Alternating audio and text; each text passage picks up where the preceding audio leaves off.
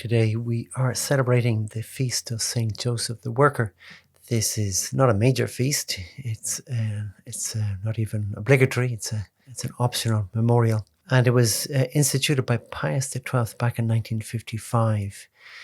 Partly just to help us with our devotion to St. Joseph, but also partly in response to the kind of communist takeover of work that the communists, who were very powerful by the 1950s, tried to dominate the whole world of work and kind of pretend that it was really a kind of communist interest. And Pius XII responded very wisely by showing, well, look at St. Joseph as a great worker and no communist either. And we might say, well, communism thankfully has waned greatly, and therefore is this feast day any less significant? But I think in a way it has a new significance, and that might be a significance for Catholics who are tempted to feel a little bit kind of alienated in their workplace, like in their office or school or university or wherever it might be, that they kind of feel, well, this environment is a little bit hostile and I kind of feel I don't belong here. Or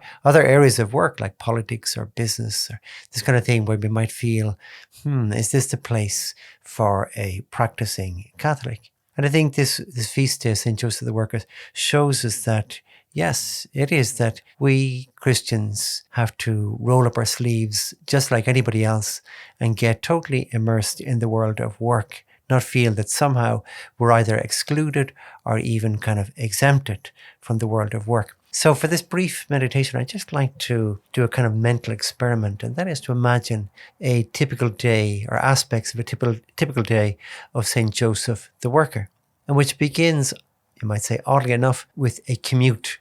Now, we don't normally think of St. Joseph commuting to work because we think of him having a little workshop just adjacent to the house at Nazareth. But funny enough, there's a high possibility that St. Joseph was a commuter because there was I suppose it's become, archaeology has made it even clearer. There was a nearby town called Sepphoris, 6 kilometers from Nazareth. And Herod Antipas, the son of Herod the Great, he had decided that this would be his headquarters. It didn't really work out that way. But there was a huge building work then that went on in the time that St. Joseph would have been working. So between 4 BC and 39 AD. There's a huge building project took place in Sepphoris.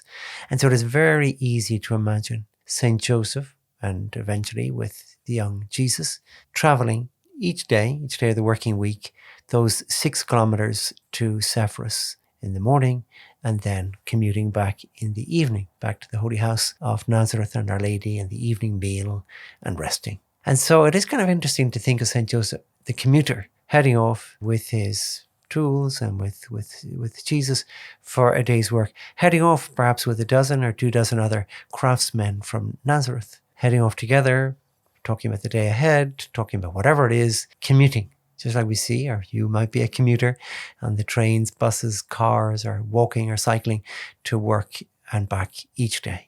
And so I like to imagine St. Joseph, the commuter, his sleeves rolled up just like anybody else. And then an extension of that is to imagine St. Joseph, that the rules apply to him just like anybody else. Now, even in the very early years of the church, we see a certain temptation to say that this is not so, because he's a saint, because he's so holy. He's not a worker just like anybody else. And for example, one of the stories that's told in the apocryphal Gospel of St. Thomas is of St. Joseph being asked to produce a couch by a wealthy client and lamenting the fact he didn't have any long pieces of wood. And the young 8-year-old Jesus jumps to the rescue saying, "Dad, hold one end of this piece of wood." And Jesus pulls the other one and extends out a plank of wood to the right length. Well, the story might be pious, it might be charming, but it is, of course, completely fictitious. If Joseph was stuck for wood, well, like any other carpenter, he was stuck for wood. And he'd have to find another solution. Go out and buy some, join some wood together, whatever it is.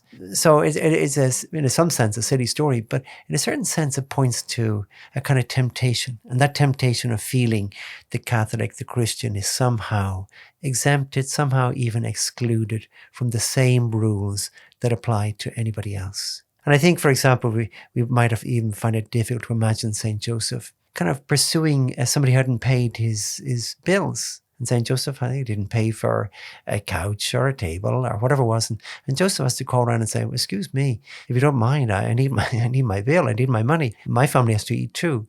And there's nothing contrary to being a good Christian and doing that. Or, I don't know, haggling down a price, or refusing to buy shoddy wood, or whatever it is, that St. Joseph isn't in some kind of fuzzy, feel-good world where these things don't apply. He also has to work in that way.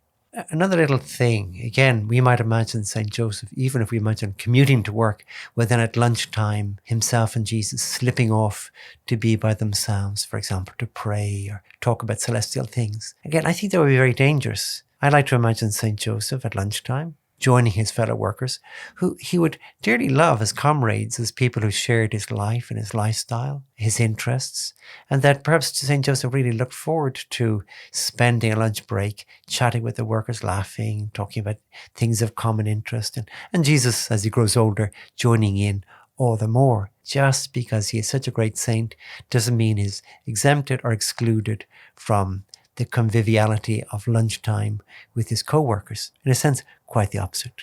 So anyway, there's some little ideas, small things, but pointing to the fact of St. Joseph, and by extension, every Christian layman or laywoman involved in the world of work in that way. But really, it's just like anybody else, of course, sanctifying it, as St. Joseph must have sanctified his work, but really being a real worker in the world.